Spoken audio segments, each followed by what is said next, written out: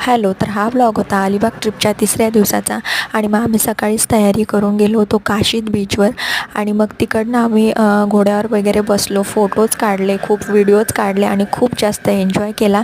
आणि मग ह्या बीचलाही बाय करून आम्ही फायनली निघालो होतो मुरुडचा मुरुड जंजिरा किल्ला एक्सप्लोअर करण्यासाठी.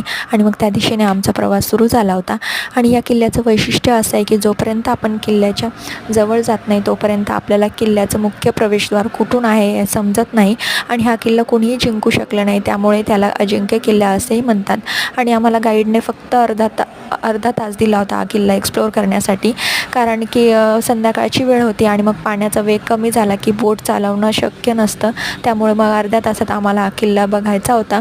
आणि गाईडने आम्हाला सांगितलं होतं की किल्ल्यामध्ये असणारा गोड्या पाण्याचा तलाव आवर्जून बघा. आणि मग आम्ही त्याच दिशेने चाललो होतो. चारही बाजूने अथांग अशा खाऱ्या पाण्याने वेढलेला हा किल्ला, अरबी समुद्रात असलेला हा किल्ला आणि यामध्ये असणारा हा फक्त गोड्या पाण्याचा एक तलाव ही काहीतरी वेगळीच कलाकृती आहे.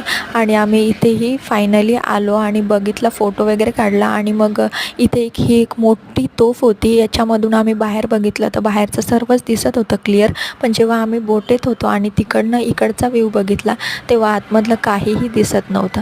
त्यानंतर मग आजूबाजूचा परिसरही बघितला आणि अर्ध्या तासाला फक्त 10 मिनटं कमी असताना आम्ही किल्ल्याच्या अगदी टोकावर गेलो होतो. आणि तिथून जो हा व्ह्यू दिसत होता ना, एक नंबर व्ह्यू होता, डोळ्याचं पारणं फेडणारा.